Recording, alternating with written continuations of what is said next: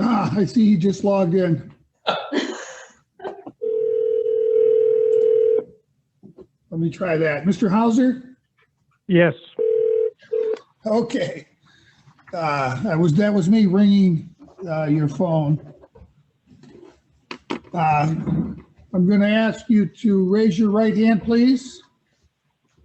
Okay. You do solemnly swear to tell the truth, the whole truth, and nothing but the truth, so help you God? Yes. Please state your full name for the record and spell it, first and last. Alan Bernard Hauser, AlanBernardHouser. Thank you. Go ahead, Mr. White. Your Honor, before Mr. White begins, Mr. Hauser, is it possible that you could connect the video? Is that possible? I don't have an internet connection at the house, and I'm at a gym right now anyway. So, I thought it was going to be at 8:30, but I waited and it didn't happen, and so I came to the gym. So that's where I'm at right now. So no. Can you see us? No. Do you have a smartphone? Well, it's a Galaxy. I suppose it is. It's me that's not very smart with it,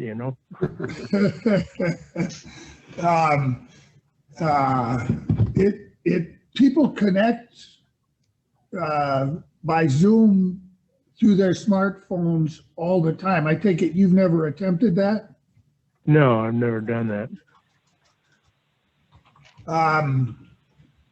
Do you get email over your phone?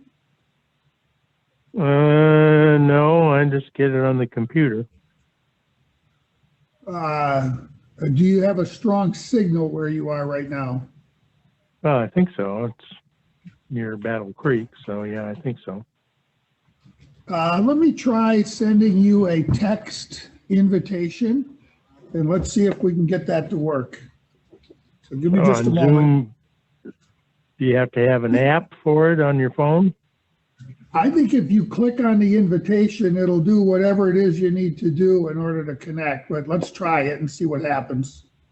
All so right. Hold on a second.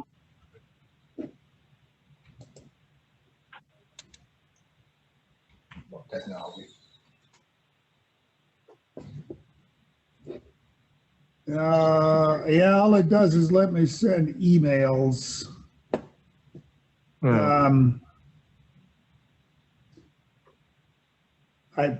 If you've never done it before, it might.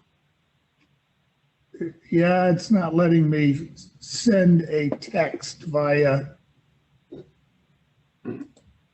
Your Honor, I think what we could do is you could email either me or Mr. White.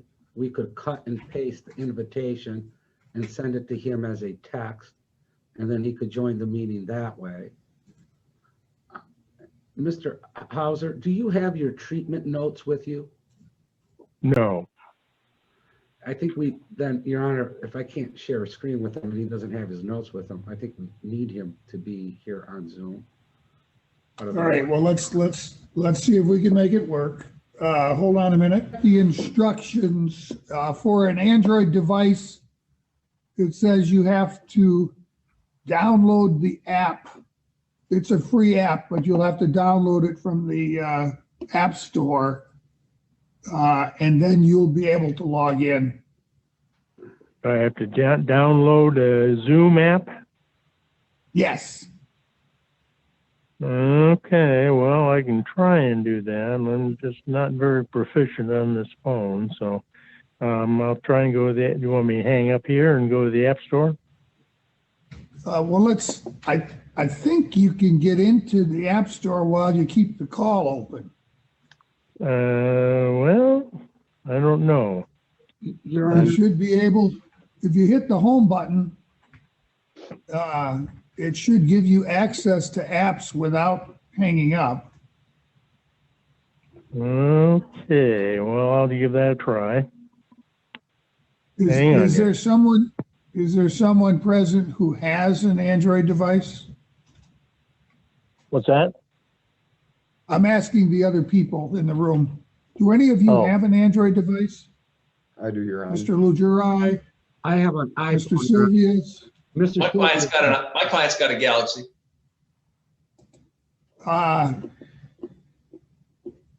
Ma'am, do you know how to access the App Store from your Galaxy? What's it called? Play Store. It's called Play Store, I think, on an Android. I think the App Maybe you Store. can coach them through the process. I only work with iPhones, so I'm not sure. I know it's possible. If you could kind of coach them through, that might help. Okay.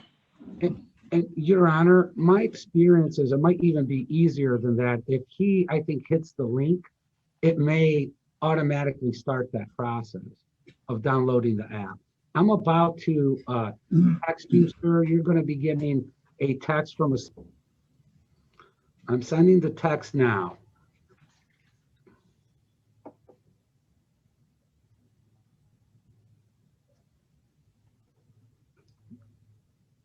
Did you receive a text from me, Mr. Hauser?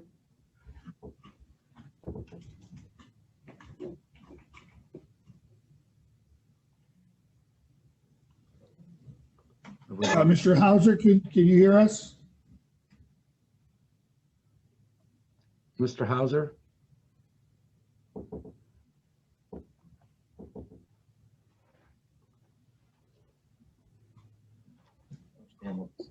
Mr. Hauser? Wonder if he's got the phone down, it's not on his ear, he's trying to do it maybe. Oh, yeah. That's probably, you're probably right. I'm guessing. Yeah, no, that's a good guess.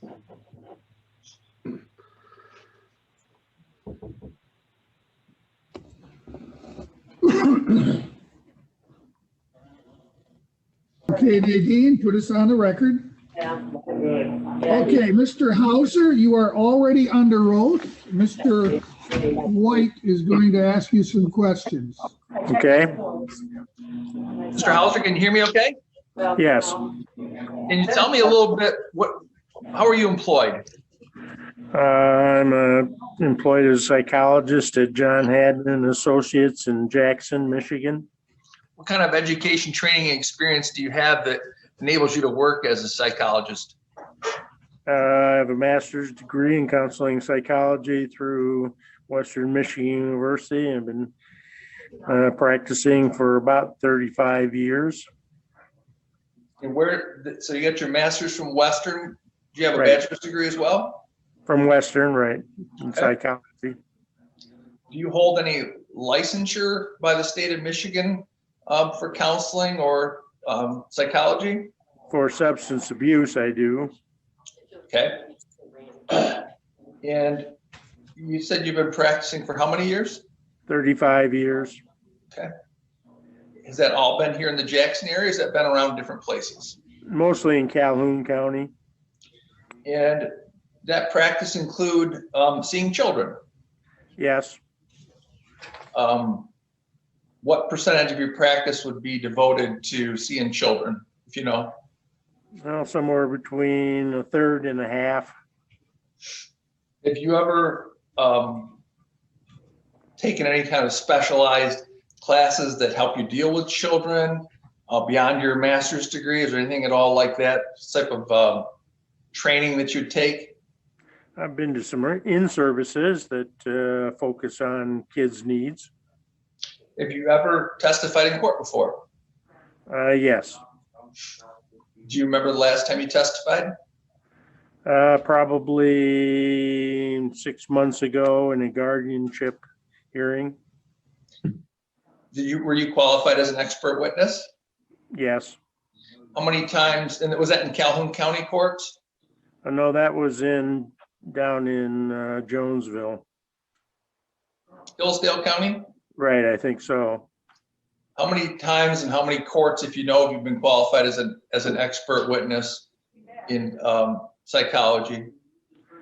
Well, I've probably done several hundred guardianship evals in Calhoun County and just a couple over in Hillsdale or Jackson County. And those all involve minor children for the most part. Not necessarily. Guardianship can be adults. What's the Usually percentage would have been children though? somebody seeking guardianship might be just turning 18. That would probably be the predominant thing that I've done. But that involve minor children also in your practice in the guardianships as well?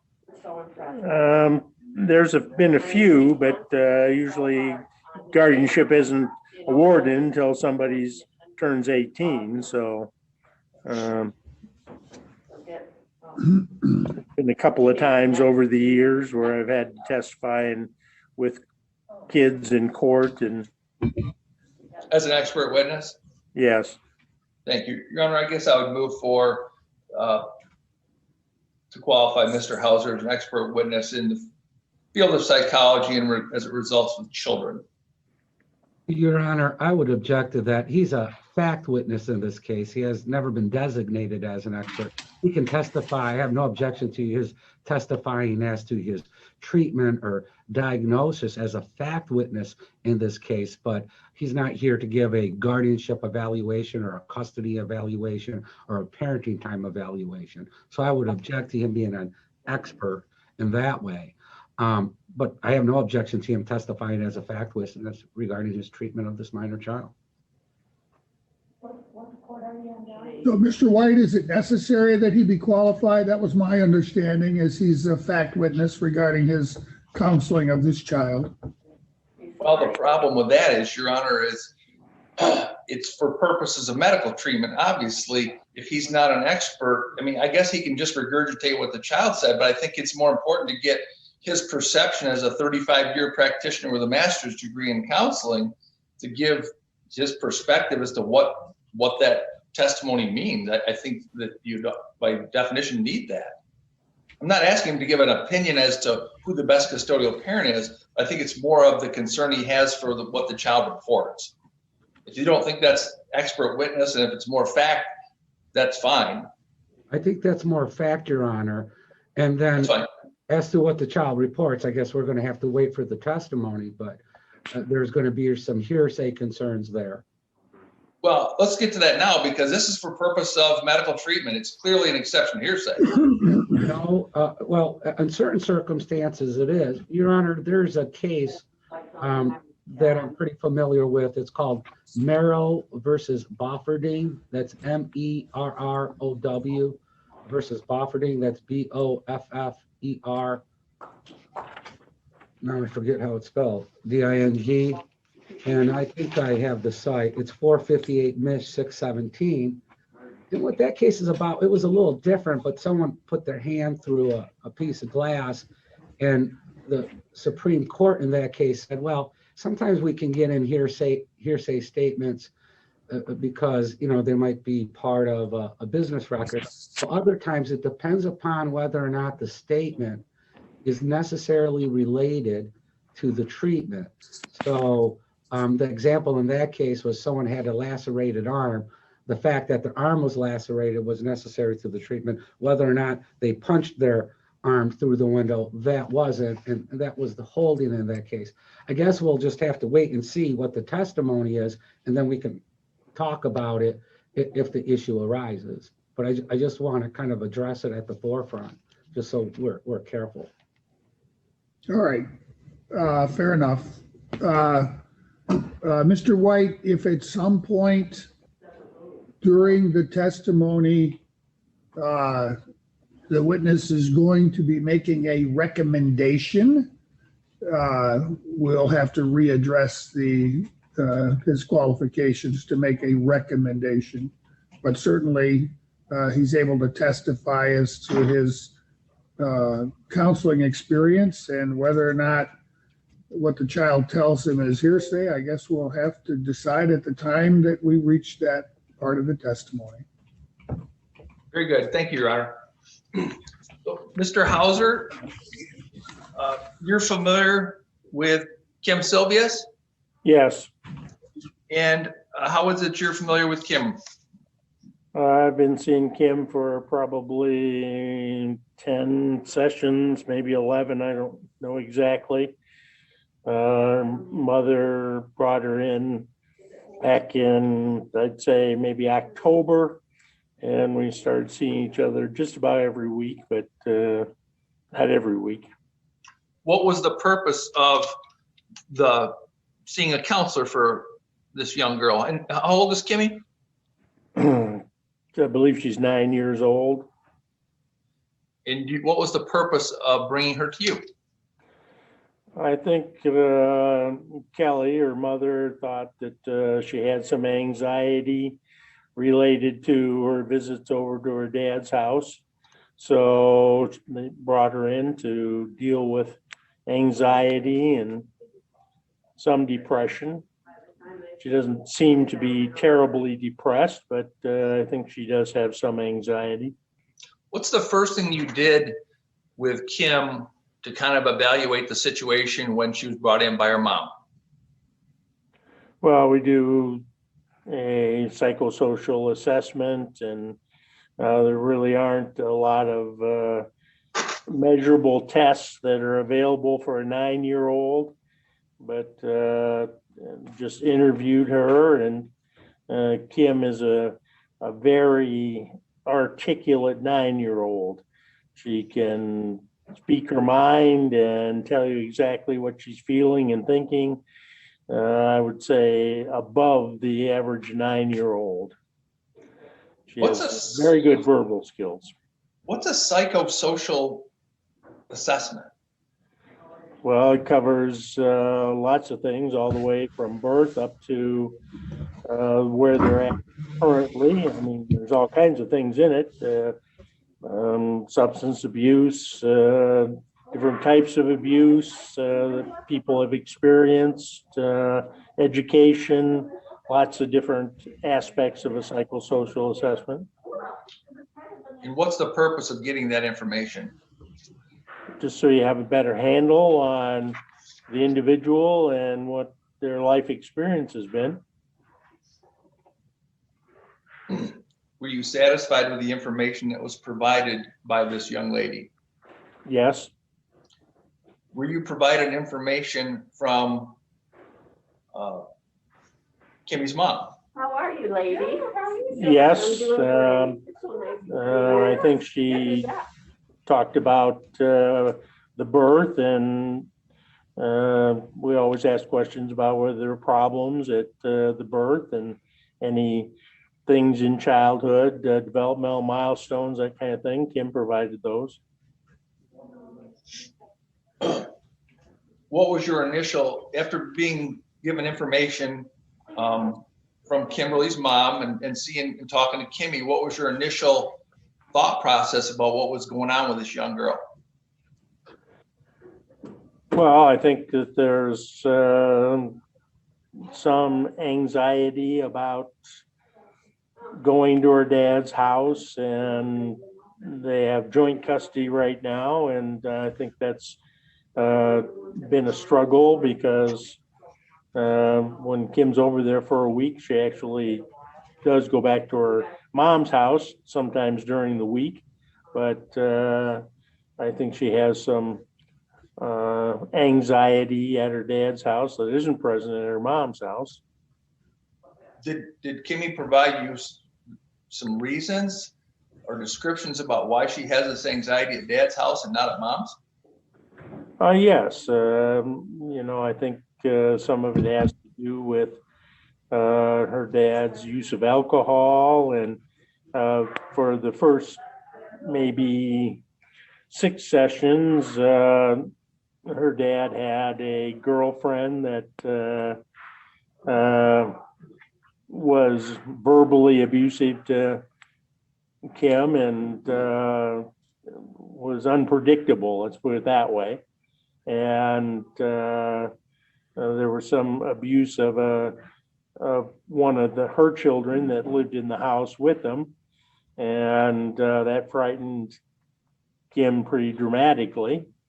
And I don't think there was ever any physical violence between her and I believe the woman's name was Jasmine, but there was verbal and probably emotional abuse too. So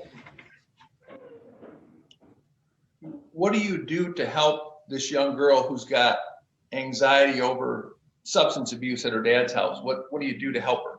But I'm gonna object to the term substance abuse. He didn't testify as to substance abuse. He talked about the use of alcohol. So I'm gonna object to that term.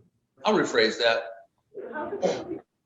Mr. Hauser, what do you do to deal with a child who has concerns about a parent's use of alcohol? Well, that's fairly difficult. You know, I have not had any sessions with Skylar, her dad, so we haven't had the opportunity to talk about the drinking, but there has been several occasions where he's had more than a couple of beers in the evening, and there's been more recently.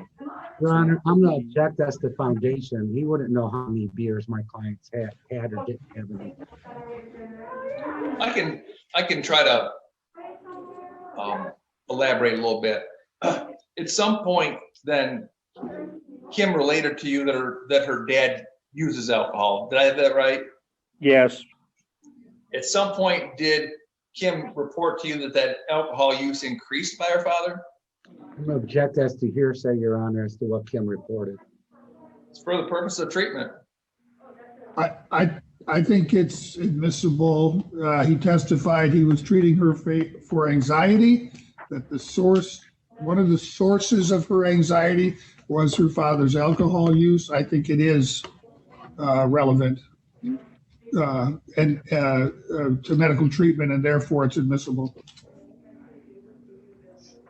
So, Mr. Hauser, did Kimberly report that her dad's alcohol use had increased? Is that what had happened? Well, I'm not sure that she said his drinking was increased. What she did say is that he drinks every day, and you know, that I think she's concerned about his use of alcohol, and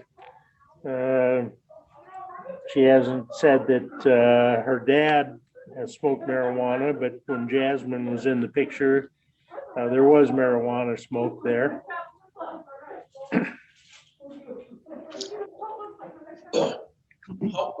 How do you know that her dad's drinking or Jasmine's use of marijuana was part of the cause or the cause of her anxiety? What do you do as a therapist to try to link those two together?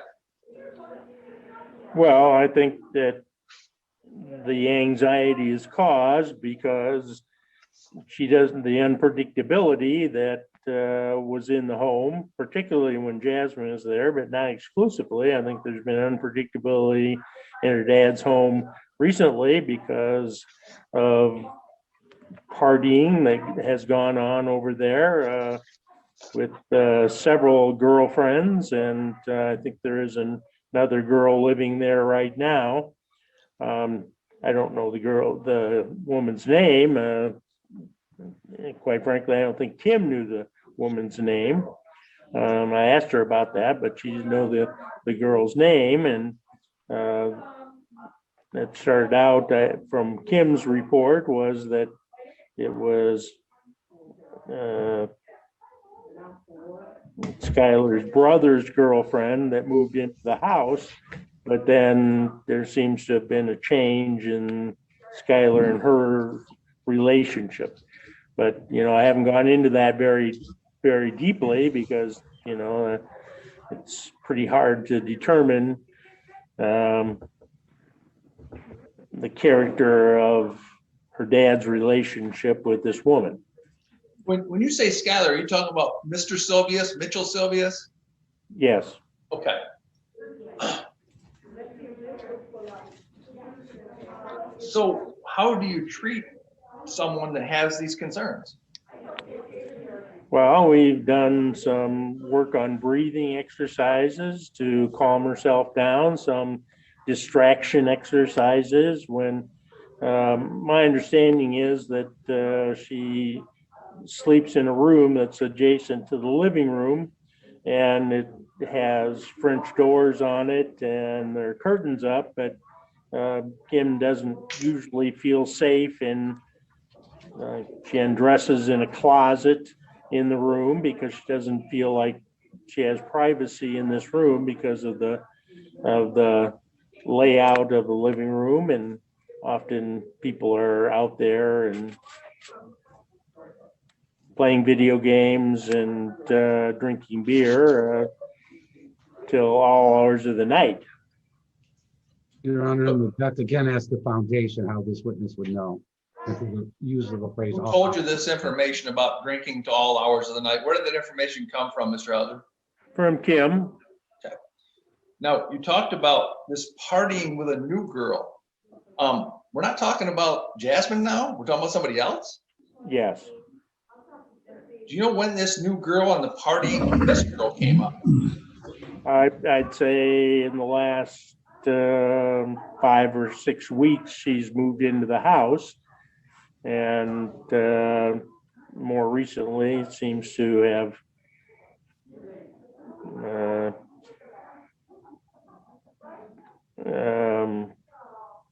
been more of Mitch's girlfriend than her brother or his brother's girlfriend. So I don't know. Again, we're dealing with a 9-year-old, so her being able to determine what the character of relationships are is somewhat fluid, I'm sure. So that's just what she's told me, is that she's seen a change in the relationship between Joel and.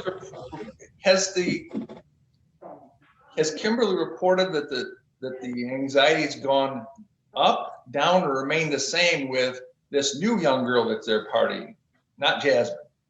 I don't think it's gone up, but I think she still feels very anxious when she's over there. She has a number of things that she feels she doesn't feel like her dad spends time with her, has any interest in her, and what she's doing. She mostly spends the time playing video games or drawing, but they, according to Kim, they rarely do anything together. They don't play board games or things like that. And I mean, obviously going places in the last 6 months has been difficult because nothing's been open. But, she says that they don't do things together when she's over there. Has Kim reported to you how she sleeps over there? Is she having any issues with that? Yeah, I think she said that sometimes it's difficult to sleep at night because of what's going on in the living room. So what do? You got a young girl whose dad has moved in, a second person that they've got reported alcohol problems. What do you do to fix this little girl? I'm gonna object to that question, reported alcohol problems, to the characterization of that testimony. That wasn't I'll rephrase that. Hauser's testimony. I'll rephrase it. We now have a different person who has moved in and is partying that's caused anxiety. Have I got that right then, Mr. Hauser? Right. I think it's been her dad and dad's brother and this girl have been partying there at the house. And Kim says that sometimes she can't sleep until 1 or 2 in the morning because they're right next to her door in the living room, and they don't seem to pay attention to the fact that she's trying to sleep in the next room. So what do you do to try to help Kim get through this time at her dad's house? Well, once again, we've worked on relaxation techniques, and I've asked Kim to try and breathe evenly and visualize things that are soothing, so that she has a cat that she loves. And so, I've talked to her about maybe keeping the cat in her room and petting the cat until she can go to sleep. So I think that it's pretty difficult for a 9-year-old to utilize those strategies when the problems are kind of ongoing. I was going to say, are you making any, strike that.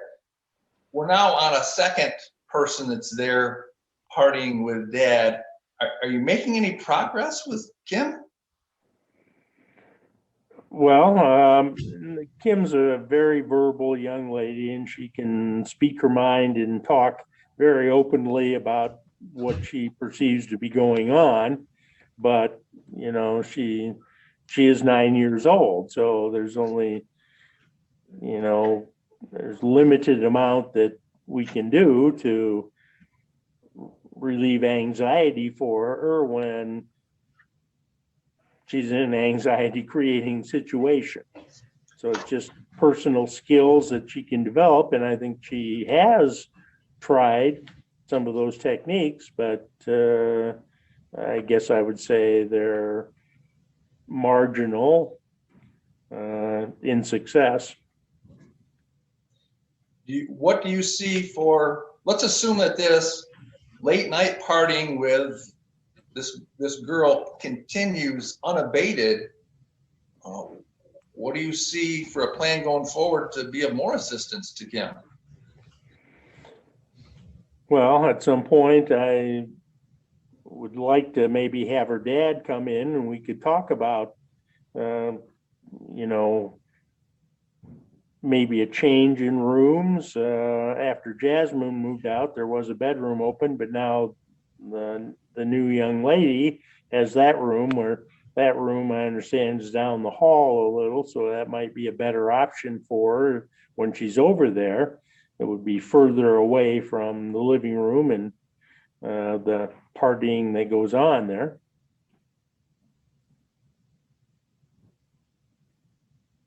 What if, would there become a point where eventually you could recommend that she not be around that situation? I'm going to object to that question, Your Honor. That's a way to try to backdoor in a custody or parenting time recommendation, and that's not what he's here for. Yeah, I think it's a legitimate treatment question. If treatment's not working, No, it's not.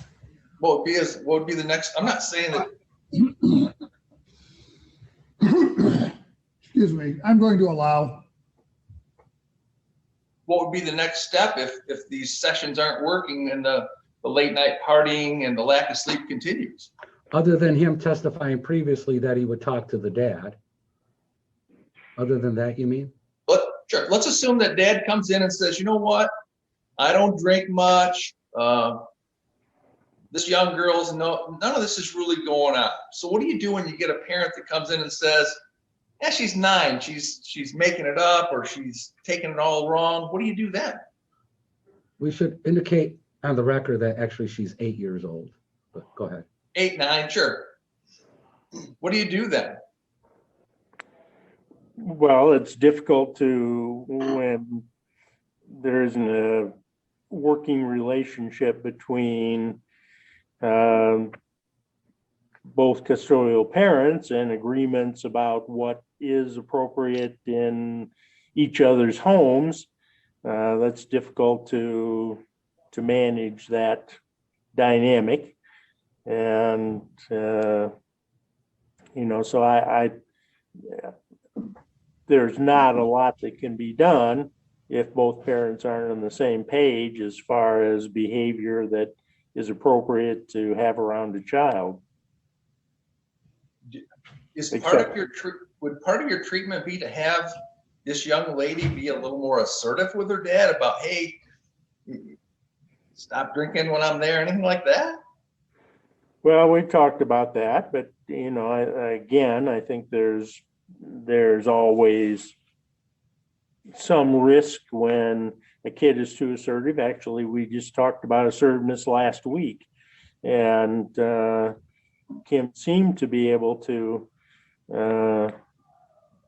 know the 3 components of an assertive response, and you know, we were working on how she could talk to her dad that would express her feelings and ask for some change. So that, we were working on that this week. So that's kind of a work in progress then, Mr. Hauser?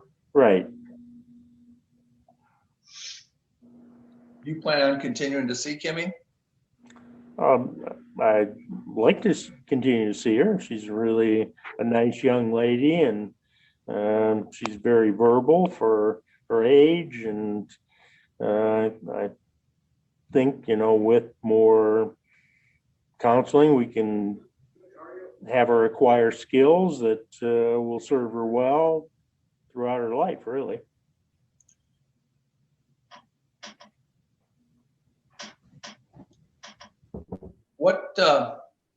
What's been your involvement with my client, Miss Ayers, as far as how does she participate in this program, if at all? Well, usually I'll have the parents come in for maybe the last 15 minutes of a session and just talk about their concerns and how that interacts with Kim's concerns, and so that they usually would come in at the end of the session. Is there a reason that you haven't reached out to Mr. Silvius yet? Well, I haven't. Kim has not seemed interested in doing that yet. Well, how do you do that? I mean, how do you introduce someone that's causing the anxiety to the situation? How do you introduce them and work with it?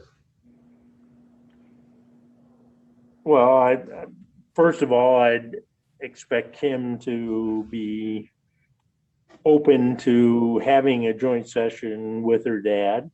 So that would be the first hurdle.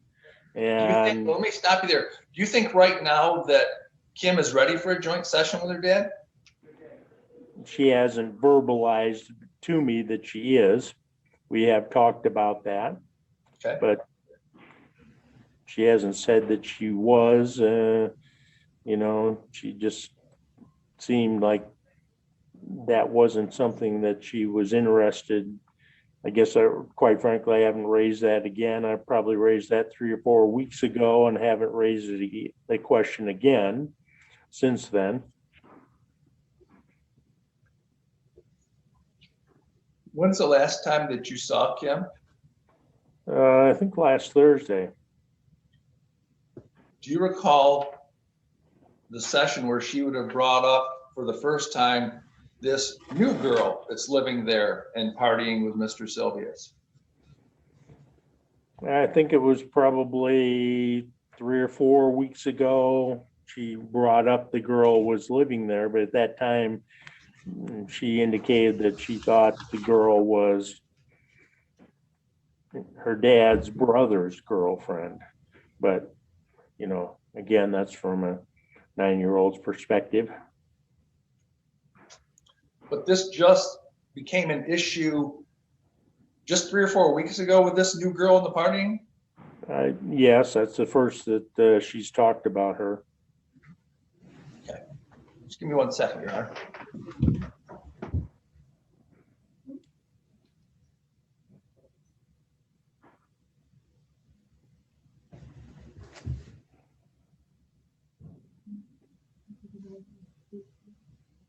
That's all I have for now, Your Honor. Thank you. Hey, Mr. Hauser, I'm sorry. Go ahead, Mr. Lugeroy. I apologize, Your Honor, for jumping the gun. Hello, Mr. Hauser. My name is Nick Lugeroy. I represent Mitchell Silvius, who's to my left here. Right. Kimberly's dad. Have you ever met Mr. Silvius before? No. And I'm looking at your treatment notes, and it looks like the first time that Kim treated with you was September 16th of 2020. But would that be correct? Sounds about right.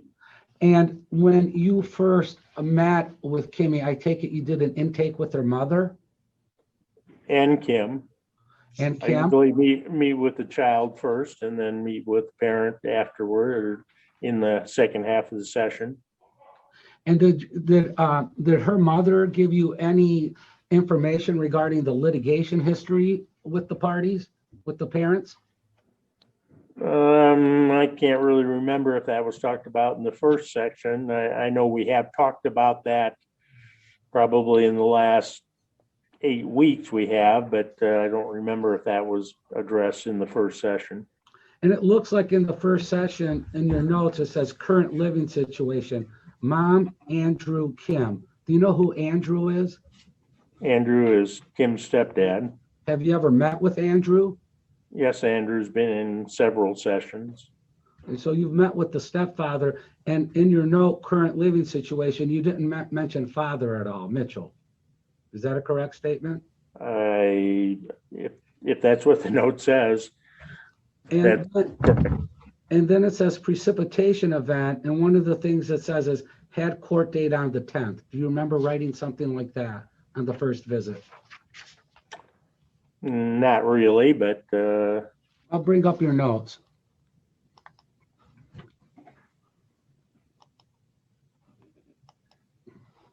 Can you see this note, sir? not very well. Okay. Pretty small. It's pretty small. Okay, that's what I was afraid of. Had court date on the 10th. Let me go to the next page. It says, Mom is seeking to change the joint custody. And then it looks like present. And that was in September 16th, 2020. You see that? Well, I can't read it, but Okay, then I'll just take it down if you can't read it. okay. Now, you were aware at the beginning that the parties had joint legal custody. You were aware of that? Yes. And were you aware of the fact that they also had joint physical custody? Were you aware of that? Yes. And did you ever reach out to Mr. Silvius regarding consent to treatment? No. Did you ever talk with Miss Ayers regarding whether or not Mr. Silvius was aware that Kim was being treated by you? I think there were some discussions that her dad would bring her over during the week when she had a session. So I guess I assumed that he was aware of that, but I didn't reach out to him because, again, I wanted Kim to feel comfortable when that happens. The child has a diagnosis of ADHD. I think that's partially one of the issues, yes. Well, when I look at her, when I look at what her diagnosis is, it indicates ADHD. Is that correct, or am I misreading this? No, that's probably correct. And is it true that children that have ADHD have a tendency to sometimes exaggerate or embellish? I wouldn't say that's a typical pattern with ADHD, but it's possible. How about being dishonest? Is that a pattern with children with ADHD? No. Now, one of the things that you indicate in your note, that Mom was seeking to change custody. How many times did you talk with Mom about changing custody? Probably have talked to her about a court hearing or this court hearing or another court hearing 2 or 3 times. Okay. Did you talk to her about your expected testimony today? Not really. I guess we talked some about whether Kim was going to be allowed to talk to the judge personally, and I was very much in favor of that because she's got excellent verbal skills and is very assertive in stating how she feels. So, I was in favor of the judge interviewing Kim. You weren't concerned? Do you know if Kim is aware of the litigation that her parents are going through? I think she is, yes. Do you know how she's aware of that? Well, she's been in sessions when it's been discussed. So has the litigation been discussed in sessions with you and her mom present? To some degree, yes. Do you- Not in any kind of detail, but the dates of a court hearing or something like that has probably been discussed, yes. Do you think Kim seeks to please her mother? Uh, I'd say no, just because sometimes when her mom comes into the session, she gets a little silly, and she's much more straightforward and conversational when she's alone in a session than when her mom's in the session. Are you concerned that you've aligned with mom and her interest here? Well, I guess I'd say that I have some real concerns about what goes on over at her dad's house, and have concerns about how she feels. Well, that wasn't my, excuse me, sir, that wasn't my question. Do you believe that you've aligned with mom and her interest? I don't think so, but I suppose that's possible. I've certainly, talked to Kelly any number of times. So the answer is I don't think so. You haven't talked to Mr. Silvius, and one of the reasons was you indicated a joint session, but there's nothing stopping you from calling Mr. Silvius and asking to have a session with him individually regarding these alleged concerns that their daughter has, correct? Nothing stops you from that. No, except that Kim hasn't seemed willing to do that yet. But Kim isn't the one who directs how treatment should go. That's what you're directing. That's your job, right? Well, I'd always want the child to It's a be yes or no comfortable with a session. I wouldn't have anybody in a session that they were uncomfortable with and didn't feel they could be open and honest with. Sir, but that's not my question, though. I'm talking about having a session individually with Mr. Silvius, not with Kim there, with Mr. Silvius to address these alleged concerns. That certainly is a possibility, yes. And because one of the things in helping this child is sometimes collateral interviews are necessary, correct? Yes, I suppose so, yes. And I think probably one of the most important ones would be an interview with their dad to first find out, one, is this information true? How accurate is it? Correct? That would be one reason, correct?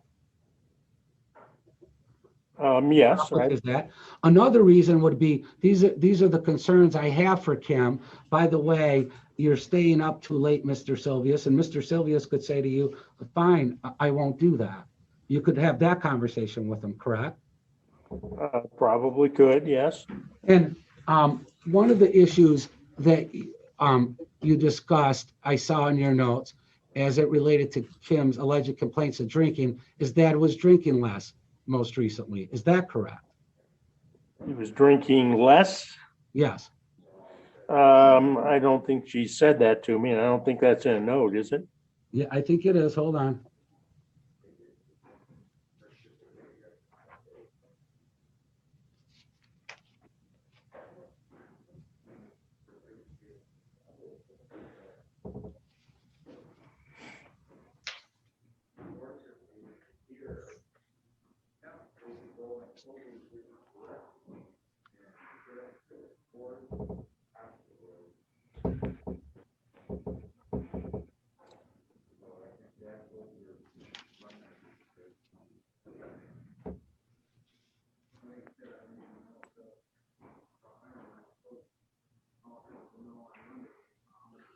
You wrote in a note, she reports this is on 1/28/2021.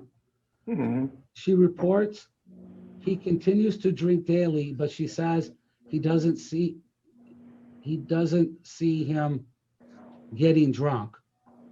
Do you remember that? Writing that? Possibly, yes.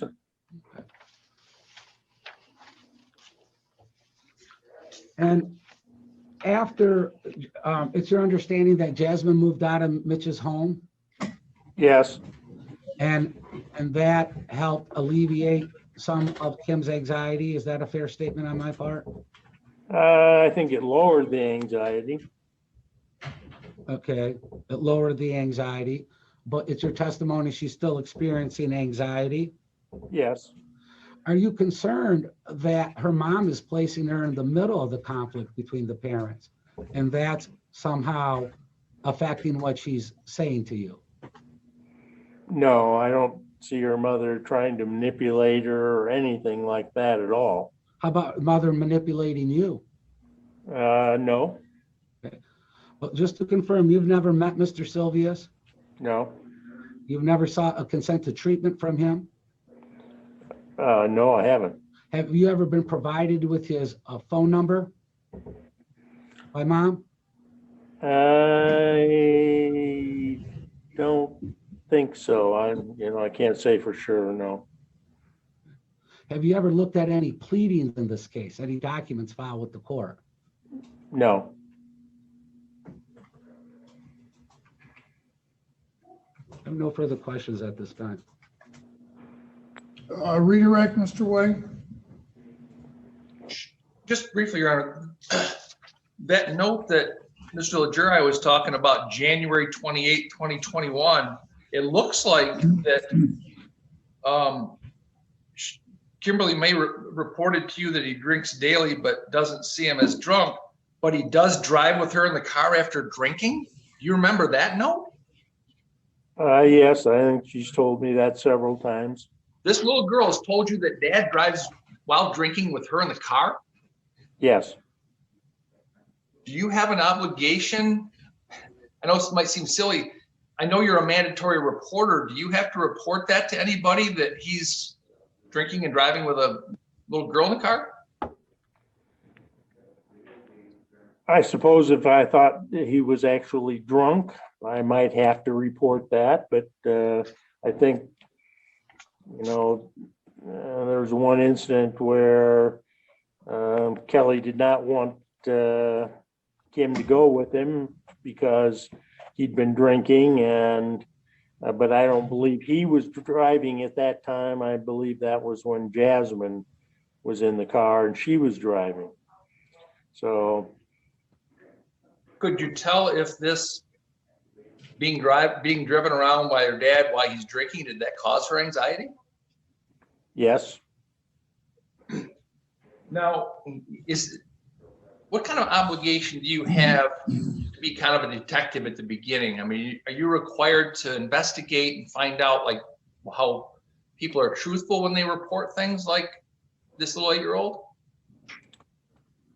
No, I don't think I'm required to determine whether somebody's telling me the truth. Usually you can intuit that by how their stories link together over time, and Kim's descriptions of what goes on at her dad's house have been consistent over time. Do you have any concerns at all about Kimmy's truthfulness, or that she's being honest with you about what she's seeing at her dad's house and how it makes her feel? No, I think she's very open, very honest, very straightforward.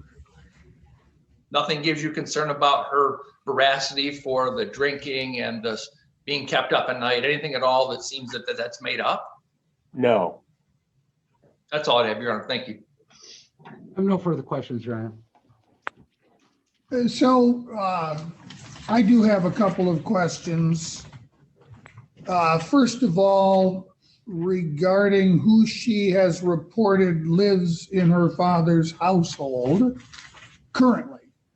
And you indicated that at least when she first moved in, the female occupant was described to you as her father's brother's girlfriend, correct? Yes.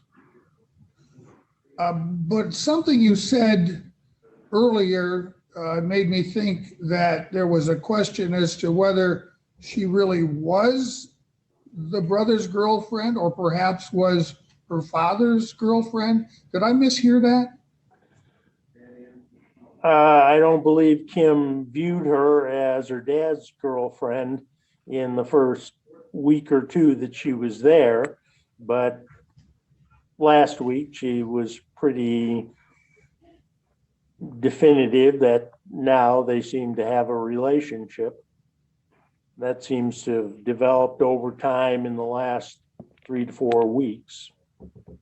Okay. And from what she's reported, since the new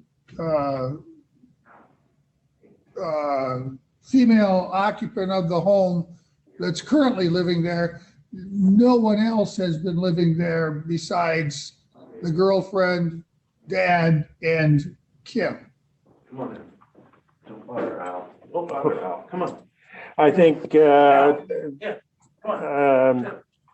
Dad's brother for a while was staying there, but it doesn't sound like he's staying there any longer. Okay. And when you were questioned about the concerns that Kim expressed to you about her dad drinking and driving, was it drinking before he drove or drinking while he was driving that was the concern? I think it was before they got in the car that he'd been drinking, but again, I can't definitively state whether that's the case or whether he has actually drank alcohol while in the car with her. I can't really say. She hasn't told you that he was drinking while he was driving, has she? No, I don't believe she's stated that. Okay. Well, give me just a second.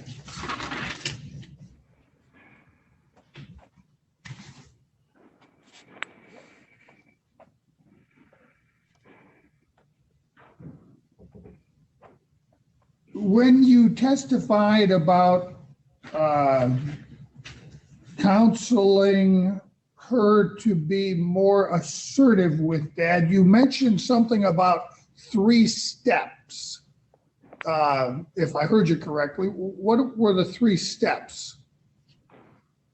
Well, first you identify what the problem is, then you state a feeling that you have about the problem, and then ask for change in the future. That's the 3 steps in an assertive response. I see. So identify the problem. How do you feel about the problem? And what was the third again? Ask for change in the future. Okay, thank you. That's all I had. Any follow-up, counsel, either of you, based on my questions? No, Your Honor. No. All right. Thank you very much, sir, for your availability and for your patience in getting the app installed so that we could actually bring you into the hearing. You are free to leave now. Have a Okay. good day, sir. Thank you. Thank you. Thank you Thank you for the technology update there. You're welcome. That's the no extra charge. Okay. All right, I need to take a short break here. Let's say 5 minutes. Thank you, Your Honor. I'll stop the live stream.